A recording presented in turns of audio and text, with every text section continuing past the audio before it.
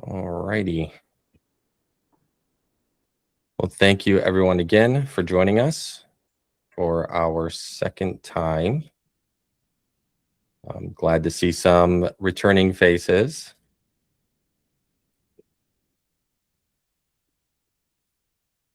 All right, as a reminder, we are going to be meeting every second Wednesday at 1 p.m. Eastern. And you can access all of our links, including the meetup, by just going to agiledetroit.com. And today we are joined by the one and only Esther Derby. She is going to talk to us about self-leadership. Always excited to talk with Esther. And then next meetup, we will have Quentin Cortell joining us. He is the founder of Fast Agile, and he's an engineer, and he's been doing a lot in the age of AI that he wants to share with us. And that is really all I have as far as meeting notes go. So now I am going to stop sharing and open the floor to Esther to share what we're going to talk about today. Well, thanks for having me. It's always fun to see new people and talk to people about stuff that matters a lot to me. I am not going to be doing a formal talk. I think it is far more engaging to have a conversation. And since we are a relatively small group, I think it's a great setup for that. So I hope you will join me in this conversation. I'm going to throw out some ideas and then hope we can have a conversation. So I want to talk about, for just a little bit, about leadership in general, on how I think about leadership. And then get into the importance of self-leadership and how that relates to, how they both relate to technical leadership. And hope we have time to get to all three of those. So how many of you have a formal leadership role or title?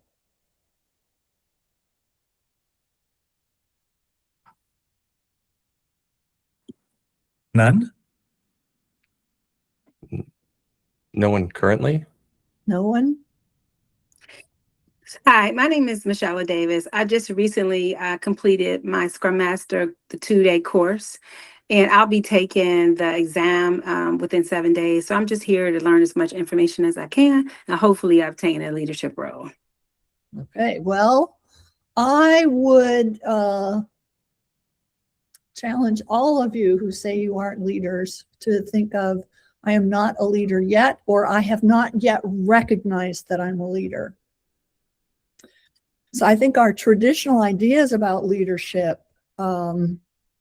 make it sound like leadership is for the few select wonderful people who are somehow special in some way. And this comes from, history, and comes from certain areas of philosophy that talked about the great man theory and how there are certain people who have been ordained to do great things in the world. And much of the writing we see about leadership talks about someone who will take charge, just come in and tell other people what to do, or they're charismatic, or they work by force of personality just to get other people to do what they want. And I think those ideas have made it feel like, well, I have to be recognized as a leader because I'm someone who takes charge. Or if I am quiet but effective, well, I'm not a leader because I'm not coming in and taking charge, right? So how does that strike you? How does it strike you about the traditional things we've been taught about leadership, the assumptions we have about leadership? I agree. Everybody can be a leader, and it's situational. Good point. Yeah, the idea that we always have to have one leader, I think, is another thing that gets in the way. right? Because on a lot of the teams that I have seen that function really well, they may or may not have someone who has a kind of like tech lead or team lead title, but leadership emerges naturally depending on the situation and the talents that people bring. So it's they're leaderful teams, not leaderless teams or teams with just one leader. So I think another thing that has influenced how we think about leadership is that we have been taught to focus on individuals and their characteristics and their skills and their qualities. But in the early part of the mid-ish part of the 20th century, industrial psychologist named Kurt Lewin came up with an interesting equation. Anybody heard of Kurt Lewin? Yeah, okay. At least one person has. He came up with an interesting equation, which is behavior or performance is a function of the person and their environment, which is written as B equals function, parent, person, comma, environment, close parent. So we focus solely on the people, and we don't focus on the environment that people are working in. But the environment has an enormous impact on people's ability to get their work done. So when I mention environment, what comes to mind for you? What do you think of when you think about the environment? I think we can all just come off mute and talk. The culture. The culture, yeah. So what is the culture made up of?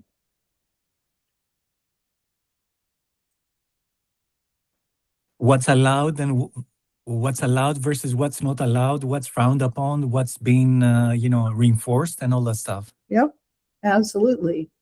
All of the things that we believe are appropriate and inappropriate. Usually without, we just kind of receive those, right? There's not necessarily any conscious thought, but it can be influenced, right? So, Esther, if I may add, receive or perceive? both. Like to some extent, we receive our national or regional culture because we learn it from our parents, from our schools, from observing just what is accepted, right? So we receive it. But yes, there is a matter of perceiving it as well. Yeah. What else comes to mind about environment? Something comes in my mind as an environment or a culture as the behaviors that are being supported or respected in Yep. the organization. Yep. I think it's also, whether consciously or not, what you're practicing, what habits you're developing, mindset, habits. Yep. Yep. So what about the physical environment? Is that part of the environment?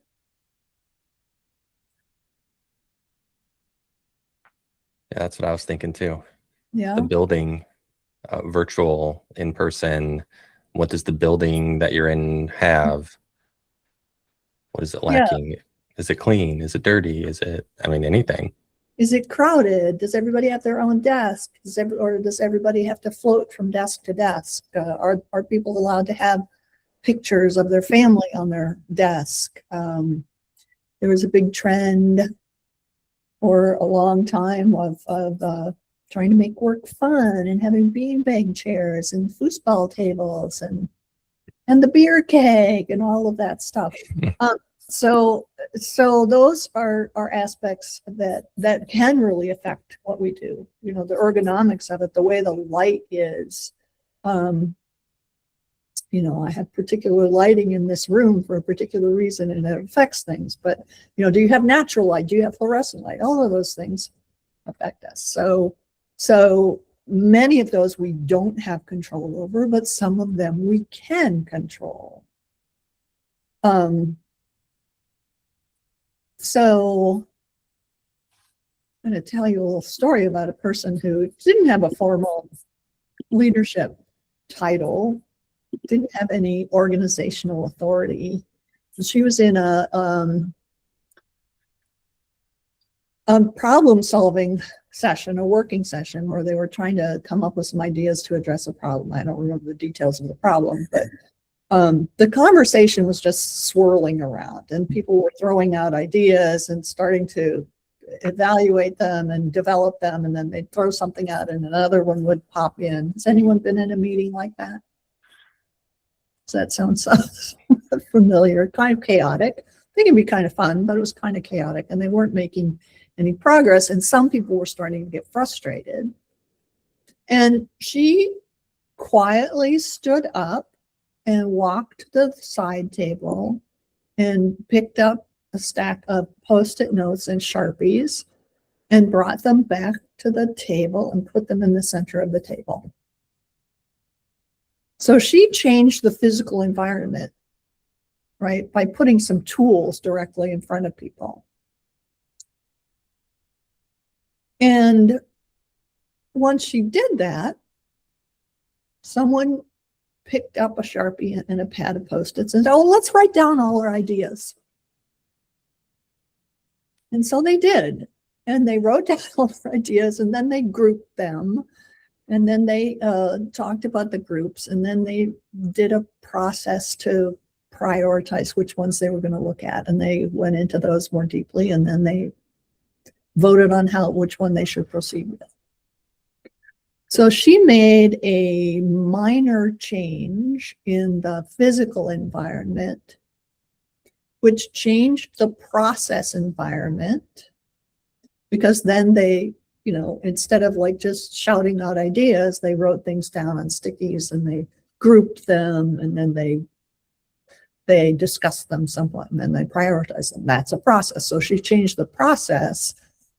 She changed the way they were organizing their thinking. So instead of just shooting things out, they were clustering, synthesizing, and then evaluating. Changed the way they were organizing their thoughts. It changed the social environment because people's frustration kind of melted away. And to some extent, it changed the safety environment because people didn't feel like their idea was going to be shot down immediately.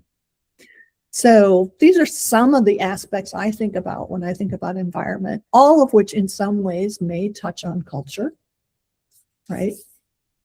Because in this case, someone was allowed, it was acceptable to stand up and go get some Post-it notes and bring them to the table, right? That's not necessarily acceptable in every place in the world, or every company in the world. So I think about the information environment, the physical environment, the process environment, the organizing environment, which will influence the social environment, the safety environment, right? So when you think about it that way, what is something you have done recently that changed the environment? Because that's a leader's key ability, the ability to adjust the environment.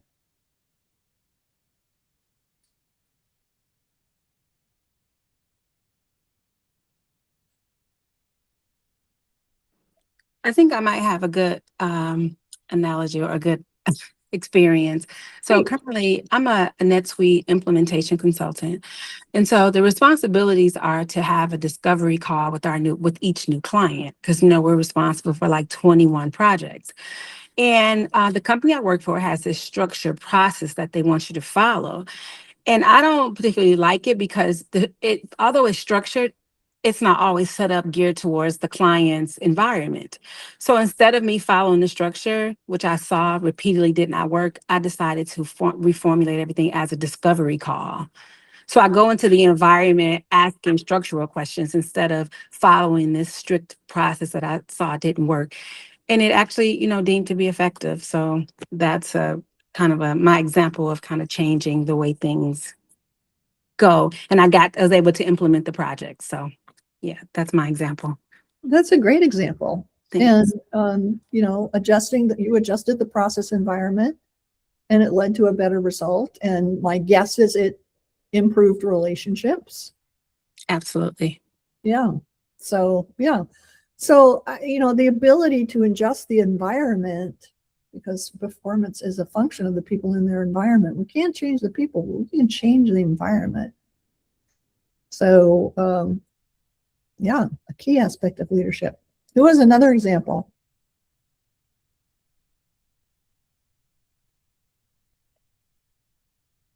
Something small that you did.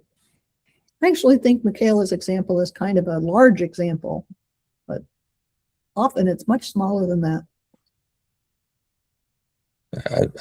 I think of all the times that I brought data to a meeting, like just having the foresight to collect whatever data is related to what we're talking about. Yeah. And then we have, in my opinion, a much more effective meeting because now we're not guessing. And usually when you go into those meetings, people are not guessing correctly. It's whoever has the loudest opinion. Yeah, that's changing the information environment. Yeah, so several years ago, I worked with a company that was having a lot of application outages that affected their call center. So it could, you know, affect 15 people or it could affect 1,000 people, depending on which application went down.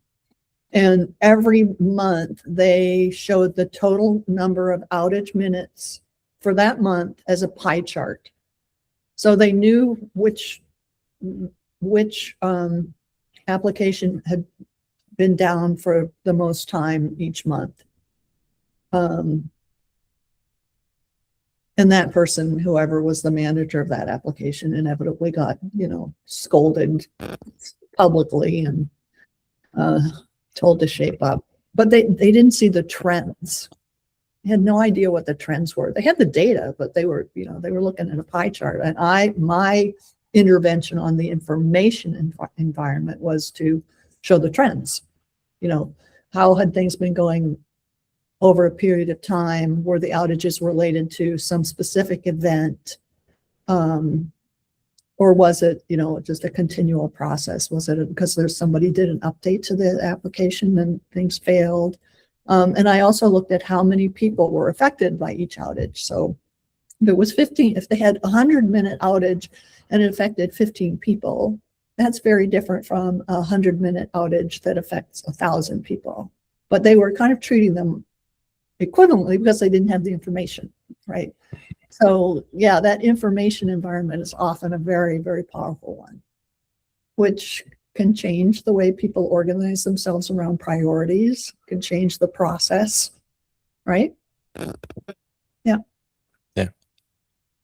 So Ruchi, your hand's up. Just feel free to jump right in. Yes, and I wanted to share my thoughts or experience where I tried to change the environment is pretty well aligned with the information environment. Meaning, is it enough to have enough data during the meeting and socialize that? I think the important thing that needs to be supportive with the data is the communication protocols that the team is using. Meaning, even if we have right data, if people start going out of those agenda items or people start talking over each other, I think there should be specific communication protocols that need to be followed. So in my recent assignment, we were able to apply that. I mean, we discussed that known issue. I mean, entire team was aware of that and it was happening inadvertently. Nobody was doing that purposefully to insult each other or something like that, but it was happening inadvertently. So we just spoke, we gathered in retrospective and we said that, including me, I mean, that might be happening, that can we start having a communication protocol, meaning we were always on the Zoom, can we use hands up and then share our thoughts? And then can we limit like how many hands we will allow? Otherwise 10 people will raise hands for the same topic and then we will keep dragging. So we tried to get aligned on some communication protocols, which overall improved the efficiency and the outcome of the meetings.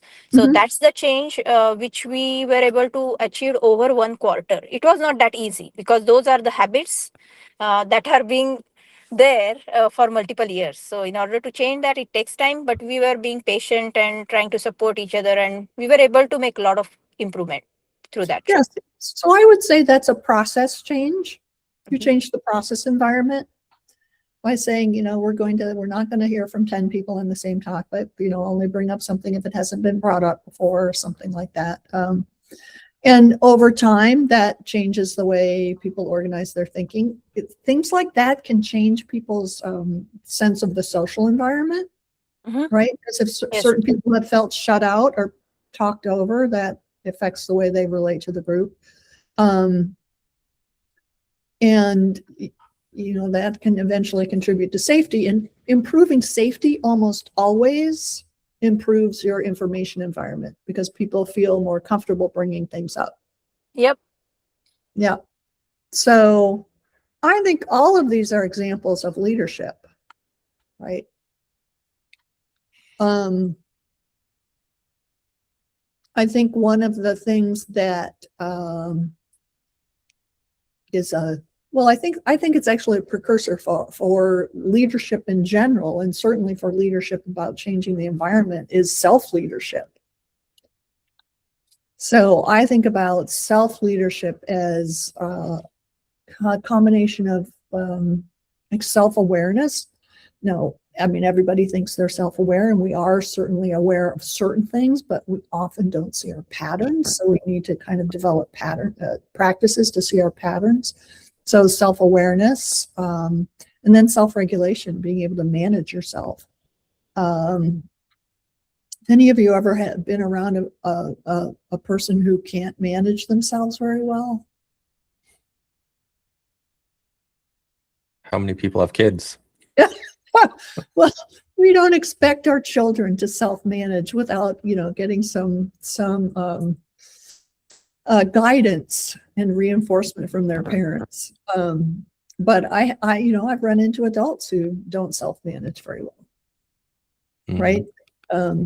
Can't stop themselves from talking, or they can't stop themselves from,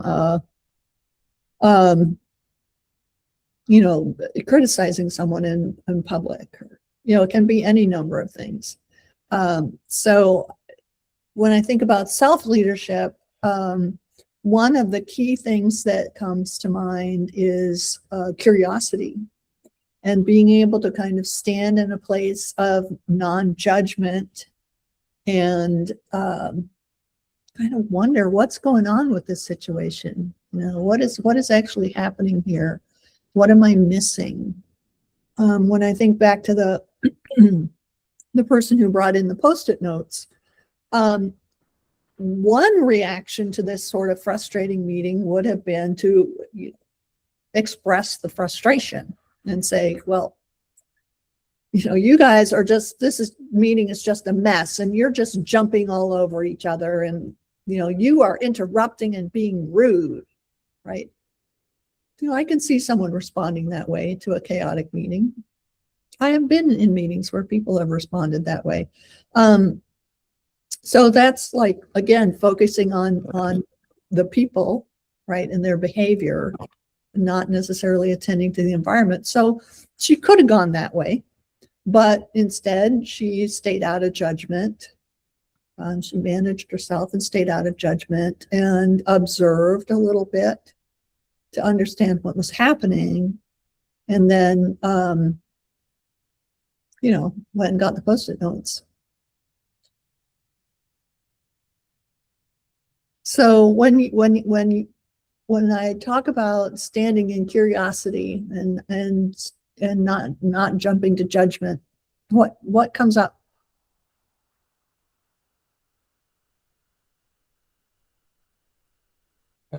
I think of the traditional coaching stance: lead with questions, Mhm.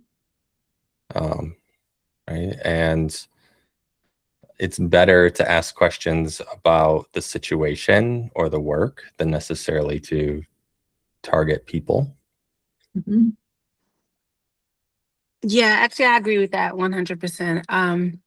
From a personal and a professional, well, first speaking professionally, I think it's important not to take things too personally and remember we're all here to, get to a particular goal. We're meeting to get somewhere. We're meeting to get a resolve, a solution to get to the next phase. And oftentimes, when we share our opinions, that may not necessarily be agreeable amongst the group, it becomes personal. So I think if we keep that professional stance in mind, number one, professionally. Personally, I ask probing questions, not in a accusatory way, but more to still help get to a bottom line, especially in marriage. I don't know who's married here, but I have to ask probing questions to my husband in order to get to where we got to get to. So yeah, that's two And- perspectives. And tone matters a lot. Yeah. And I have found that people often don't respond well to being asked why. Very true. Like why presumes that they are going to have a cogent answer. And very often people don't know. Like, well, why did he say that? I don't know. I'm just reporting what I heard.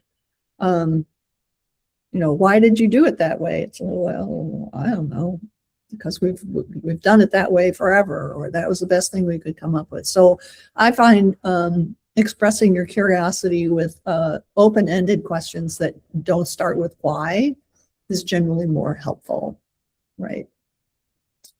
I think some of the things that people have shared remind me of an example I saw recently where some difficult questions were asked, difficult feedback was given to leadership at a company, and I think the leader was listening to understand, not to respond.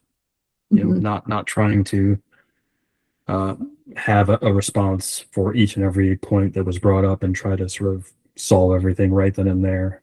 Just sort of took the difficult feedback and sat with it for a day or two or three, I can't remember, and eventually I think shared a response that tried to cover the major points one at a time.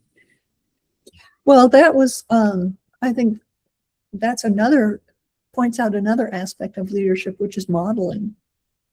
So he was modeling listening without becoming defensive, which is It was super. a she, actually. Oh. My assumption. Yeah. Yeah. Yeah. So modeling is also a great way, a great thing about leadership.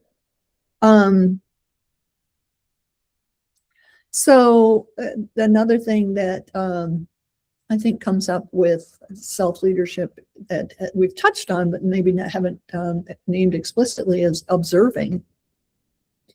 So observing what is going on, observing the system, seeing patterns. The story I shared about the data, the presenting the data as a pie chart, changing it to look at trends was in some ways observing the system over time instead of just looking at snapshots, just looking at events. So I think that's often very important in terms of self-leadership. It ties into curiosity, and it ties into changing the information environment. Well, go ahead. I would like to add to that. I think for me, my experience is that we're really good at gathering patterns naturally, but we're not always great at capturing evidence. And telling someone, like, you speak too much, well, first of all, is very insulting. But then, like, if you don't have any examples of, like, here's a time where you didn't create space for someone, it's very hard to action on for that person. And I think about that a lot when we give feedback, whether it's from a leader to a direct report or peer to peer. Just blanket saying things aren't as helpful as being able to show, ideally closer to the event is better. That instance is just so much more powerful. Yeah. I think labeling people almost always backfires. Right. You talk too much. No, I don't. Yeah. it's kind of the natural response to that.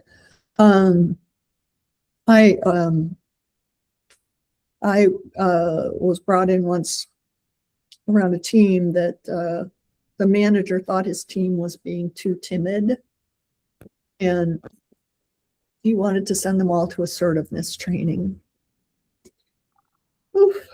But I convinced him that before he did that, I should observe a couple meetings. And it turned out he was talking about 80% of the time. You know, it's not that the team was timid, it's that they couldn't get a word in. And when someone did try to talk about something, his first tendency was to tell them, you know, well, that's not right in one way or the other. So I didn't tell him he talked too much. I just showed him the data. And he drew his own conclusion and he changed his behavior. Yeah. So, you know, that's an interesting paradox, because in some ways, as you say, we notice those patterns in people, but we don't necessarily bring the evidence if we want people to change. And you know, that can also be tricky if it feels to the person like, oh well, you've been kind of secretly spying on me all this time and making check marks about me. That can in itself backfire, right? So it needs to be pretty close to the event and not feel like you've just been, you know, gathering data on them, detective. But the paradox is, I think it's harder for us to see patterns in systems, right? Particularly when we're busy and we are just bombarded by events. You know, there's events coming at us all the time. It can be very hard for us to see those patterns. And that's when, you know, observation and gathering some data will really help, having that information. Did you have another thought or question, Suruchi? I hope I'm Yes, saying that right too. No, yes, Brad. So as Esther, she mentioned specifically, I like that example. Like observing pattern is easy, but I think it is critical to communicate what is the impact that is happening on others, on the other team members because of those behavioral patterns. Meaning, if one person is talking maybe around more than say 10 minutes in daily scrum, what about other developers? What about other testers, right? Yeah. I'm just picking up example. So it impacts the team. It does not impact you as a scrum master personally. So I think it would be a great idea if first have a side conversation. Hey, this is what happening. And I don't mind if you talk a lot. You can actually talk for 15 or 20 minutes, but then this is the impact that we are facing and what how the other people are getting annoyed or maybe bothered by that. And just sharing that thought rather than immediately asking that person to change the behavior, because I think we all work with smart people and we all work with adults, so they know what we are indicating. So just sending a thought and observing again, give enough time for that person to introspect and make the changes. And if it doesn't happen, then of course the next steps need to be taken. Maybe it's a group discussion or anything like that. But I think we should not be saying why, but we can ask what could be the reason that you would need to take more time while sharing your part, something like that. That might induce a positive or assertive conversation. So I'm going to go on a little loop-de-loo about feedback, since it's come up a couple times now. So I agree with you. It's totally necessary to state the impact. Otherwise, it's just, you know, you're just stating your own preference. So I would say when you're going to offer feedback to someone, first it's useful to have at least a little bit of a social contract that, you know, you're going to talk about something rather than just doing a drive-by or just blasting someone. You know, like, I have something I'd like to talk with you about. Is this a good time, or can we find a good time? This is a little tiny social contract. And then describe what you have observed in as neutral language as possible. So not, you dominate the meeting. That's not very neutral. But, I noticed that, you talked for 10 minutes, to use your examples, Richie. I noticed that you talked for 10 minutes out of our 15-minute meeting, or I noticed that you interrupted people 15 times, or I noticed that your last 10 commits were rejected because they had various sorts of errors, and whatever it is. So you have to have data, because if people don't recognize themselves in the data, they are not going with you any further. And if you label them, they are most likely to defend against that label. Right. So that's the data. And then, as you pointed out, the impact. What is the impact on the team or on the outcome, or, and it can be the outcome on you as an individual. It can be the impact on you as an individual.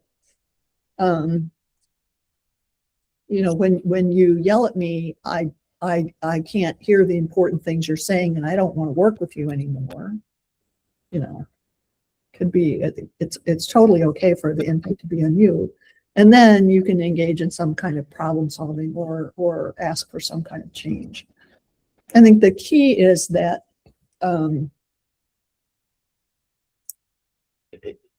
people may get it at different stages of that conversation. Right. So with the guy I mentioned who was going to send his team to assertiveness training, he got it once I showed him the data.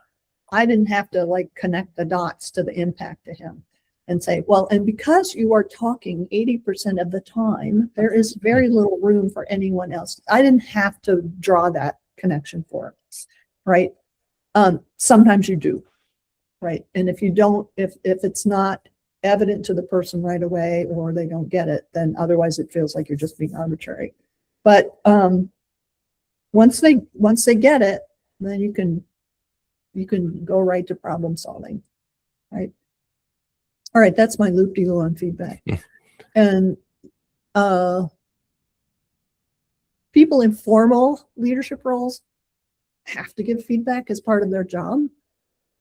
Right. It's just part of what they're required to do. But I think as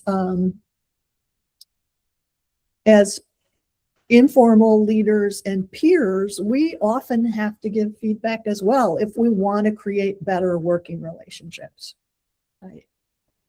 Right. Because we're all different, and we all have different ideas about how things should be done, and want to be treated differently. And so we have to find ways to talk to people about that. And it's not always feedback. Sometimes it's appreciation. Sometimes it's, just a simple request. But it is a skill that is helpful to have as leaders.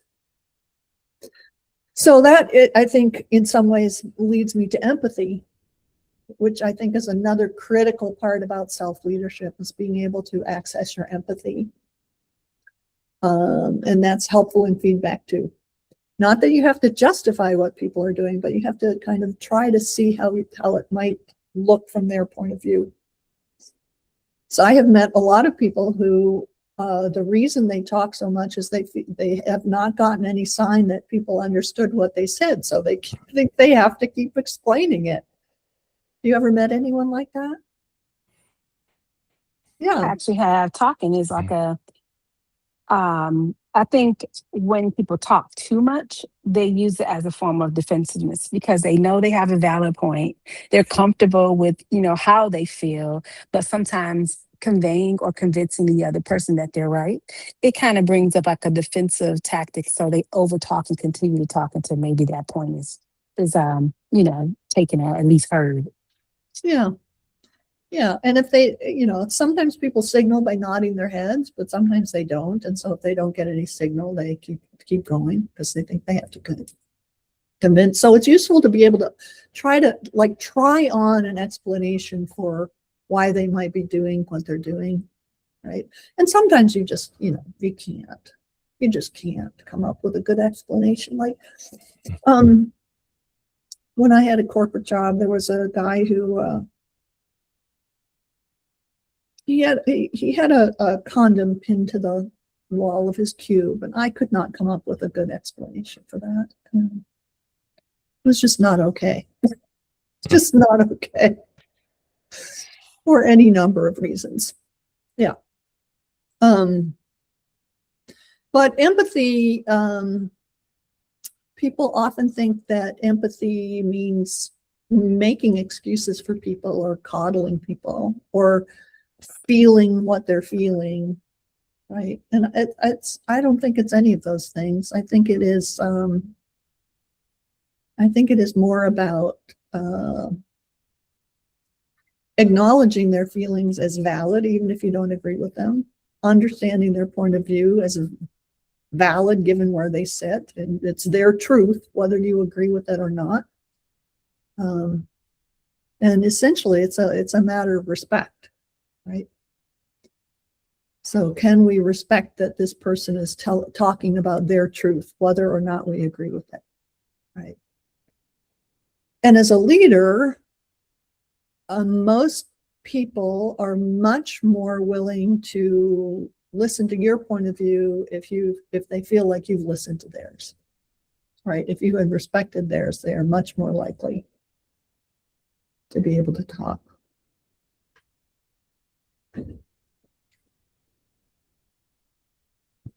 Oh, Brad just made the comment, stop selling once the person is sold. Yeah, that's very true of feedback.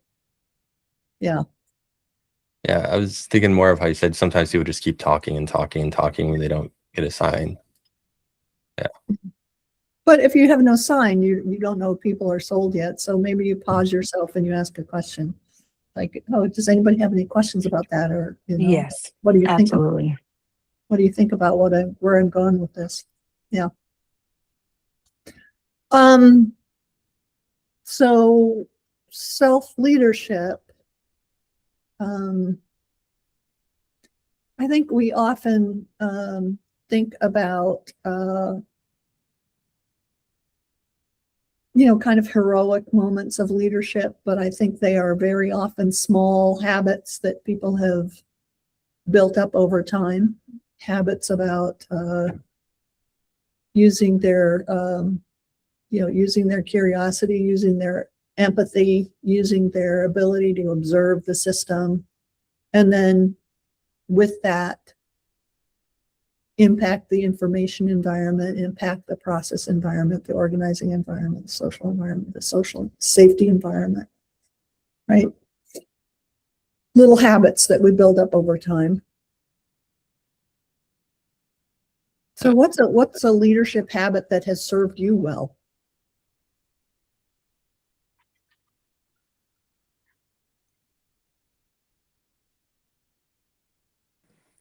I guess the simple one for me is just leading by example. So right now I'm working just as an individual contributor on a software team, and one of my pet peeves is that people just don't spend enough time reviewing merge requests. Like if we're going to use merge requests, they need to be reviewed so we can keep the work flowing through, right? And so I always try to review merge requests before asking for reviews of my own or reminding people about other open ones, so they can see that I'm sort of doing the work that I'm asking them to do as well. Again, modeling. Yeah. And in terms of technical leadership, that kind of modeling can influence the process environment, right? Over time, because that becomes a habit of doing things that way, and that becomes the process. Yeah. So what other ripple effects do you think there are from what you're modeling about the merge requests? I think it helps people see just how much effort it takes to use that approach, and how we need to sort of stay on top of that if we want to keep the work moving along.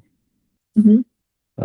And I guess so that we don't just rely on one or a small group of people to do that, right? It's much more effective if we spread it around, because if the team is spread across some different time zones and everybody's got some meetings and personal obligations, and so we can't just sort of have one person, right? Yeah, so that's a big influence on the process environment. And my guess is that over time, as people are reviewing these requests and becoming more aware of what sort of errors show up, it's going to raise the general level of technical capability. Yeah, That's I mean, my it's definitely an guess. opportunity for people to learn, and Yeah. a reminder, I think, as people see that it doesn't just have to be more senior folks who are doing these reviews. There's a lot of valuable perspectives from folks at all stages of their career. Yeah, sometimes beginner questions are the most powerful questions. But I think that's, you touched on something else that I've been thinking about a lot lately, which is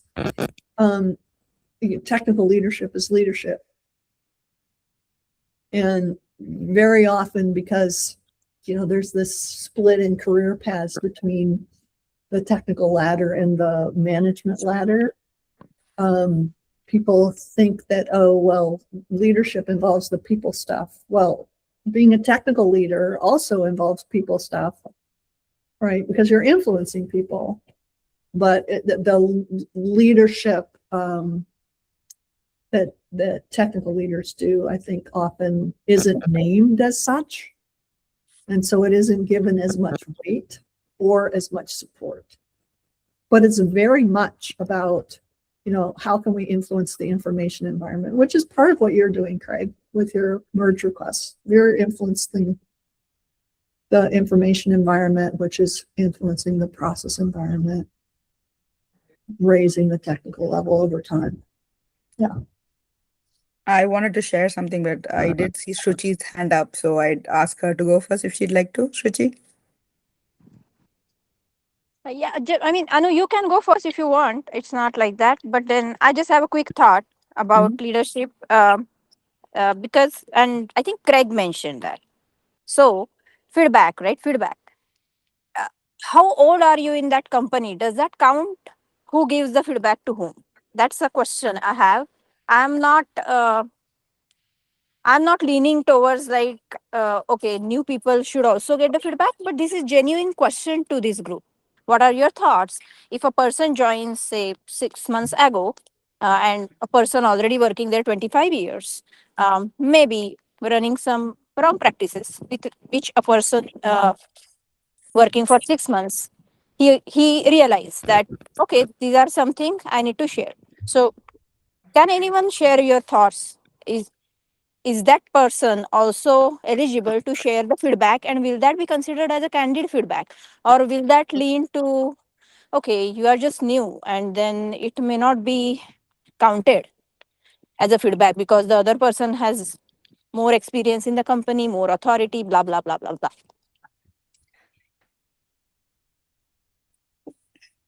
Why would it Yes. not?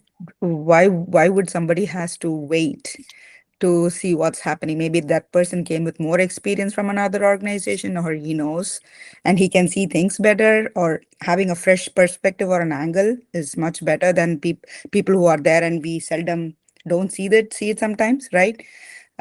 So if I were me, everybody has the right to say, if the shared goal is to make something successful, I think everybody should be heard. My 2 cents. Yeah, and I'd like to add to that. I truly feel like those approaches come up when like it's a nonverbal thing. It has nothing to do with the professional structure. It has nothing to do with the goal of the project. It has nothing to do with the outcome. It's just that the person of 25 years feels that they have enough knowledge to run the project themselves. But from a Scrum Master perspective, it's one story at a time. So nobody supersedes the other. You know, if a person with six months experience, they should be able to add their professional, I guess 2 cents to the project or the sprint, no matter how long someone has been there. I don't think it's a corporate thing. I think it's more of a personal, control factor. So I think it's a yes and. Um, someone who is new has a new perspective on things. They may see things that, other people don't because they've just become accustomed to them. So, I mean, I have a million stories, so I'm going to tell you another story. But I used to live in a different house that had my office was off the kitchen, and there was a door to the living room, but I got tired of people going through it, so I put a bookcase in front of it. And then came one Memorial Day weekend, and the refrigerator died. And in the process of trying to get it out, my ex-husband and a friend of his were working to get it out, and it got stuck in the entryway between the kitchen. So I'm stuck in the office with the friend's 3-year-old, entertaining the 3-year-old, and the kid says, I have to go potty. And we're stuck in this room. And I'm thinking, I'm going to have to drop this kid out the window because there's a refrigerator in the entryway to the kitchen, and there's no way we can get through. And this kid looks around and says, but there's a door, which I didn't see anymore because I had the bookcase in front of it. And I didn't think about there being a door there anymore. So we moved the bookcase and opened the door and got the kid to the bathroom. But it is true that people become less aware of things that they've become accustomed to, right? And a newcomer can see that very often. And sometimes people are coming from a place where they have done things differently or in a better way, or what seems to them to be a better way. All these things are true. And nobody really loves to have someone new come in and tell them they've been doing things wrong. Nobody loves that. So I think it has to be handled in a particular way, right? It involves some empathy, like, oh, I can see from your point of view, you've been doing it this way for 20 years and it's working for you, for some definition of working. So then I think it's a matter of building some trust, right? And building some reciprocity. If you can help someone solve a problem they care about, they're going to be more likely to listen to you about other things, right? Or finding a way to ask questions about it to understand how it came to be. And maybe saying, I've done it differently at another place. Would you be interested in hearing about it? Or this is how we did it where I worked. I wonder if it might work here. So I think it's a yes and. Yeah, I want to second that because it's one of the biggest areas where I see Scrum Masters stumble. And I've heard a few people mention their Scrum Masters or in the training. Is they come into a new company or a new team, and their first instinct is to police them on whatever framework they're doing before they have any of that trust or they've built up any sort of currency, is what I tend to call it. Yeah. But it's from the reciprocity to suggest changes. Yeah, it's like, who the hell are you to come in and tell us how to do things? You don't understand us. You don't understand our problems. You don't understand what we're up against. And we're doing it this stupid way because our last boss told us to. You forced me off mute here. Good. Because one of the main things I try to actually tell people when we walk into any of the situations is master it before you criticize it. This is always a way to gain the trust from whoever you're coming in. If I'm in a team and this is their culture, behavior, new way of working, I'm going to show them that I can do it their way, but there's always maybe a better way of doing it. And it's basically master it and then come together and figure it out and criticize it maybe later after they see that you're aware of what's going on. Or quietly model a different way of doing it, right? I mean, I had a friend who really, this is quite a while ago, before Kanban was common, he really wanted his team to use Kanban. and he couldn't talk them into it. So he just started his own little Kanban board for his personal work. And eventually somebody got curious about it and asked about it. And they said, oh, well, that could help me. And so they started doing a Kanban board. And then there were two of them. And then a third person did it. And by then it was easy to get the team to change. But that was a very small change, right?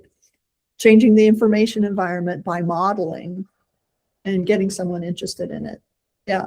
So, yeah, really important to gain some trust and understanding before you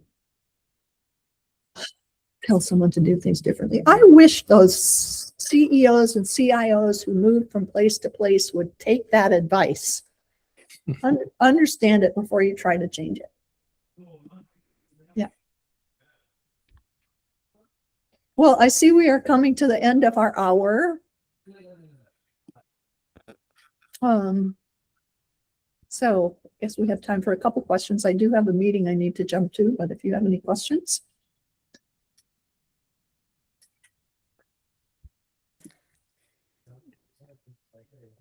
I do not have a question, but I just quickly wanted to jump in and add to the modeling behavior that you were talking about. I work for a startup, so I think it's safe to say all consultants are leaders in themselves because we bring in a lot of expertise ourselves. But because it's a startup and we keep pivoting quite a lot and there's a lot of change, I did not see people appreciating the effort that they've put in so far to do something or execute something. And I modeled that behavior. I said, no, this is a small win. We tried this didn't work out. We're experimenting something else right now. And it is nice to see people take that forward and appreciating each other, because even if it is a small task which didn't work, it is still time and effort and everything invested. Mhm. So setting that tone, right, was needed and necessary, I guess. So just wanted to share that. Thanks. Yeah.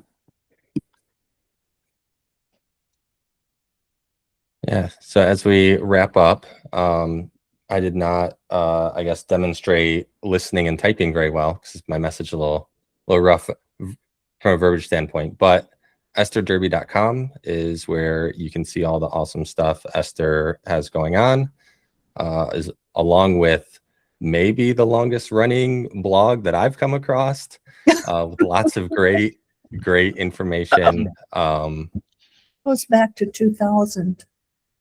Maybe 2003 might be the earliest entry. I got rid of some of the really early ones. Yeah. But I mean, I definitely at one time went all the way to the beginning and just started from the beginning to read. And it's still valuable. It's still great. Oh, that's dedication. I don't even do that. I got AI to do it for me. Nice. And then I shared a form, just quick 3 questions. Let me know what you thought about today's event. We're always trying to improve and make sure that it provides what you're looking for. And I Just a quick- appreciate all of you for being in conversation with me this morning or this afternoon. It's noon. Sorry, Thank I you, should have been everyone. in more conversation, but good Yeah, to see well- you've been in a lot of your sessions before. Saw you in so many different conferences as well. But I just wanted to point out Mike Roth was on the call when we started. And if you guys don't know who he is, he's the guy who authored the Toyota Cara. So, Oh, man. yes. You gave him up. I'll let him know you gave him up, Fadi. Okay, so probably it would be good if we can bring him to a session or so. Amazing theory behind his work. Yeah. So you can also find me at congruentchange.com, which is the website I do with Don Gray, where that's where we talk about the workshops we do, including problem solving leadership and first lead yourself. Thank you very much, Esther. Yeah, thank you for having me. It's been lovely to talk with you this afternoon. All right. Thanks, everyone. Have a great day. Thank you. Bye. Thank You you. too. Bye, Thank everyone. you. Bye.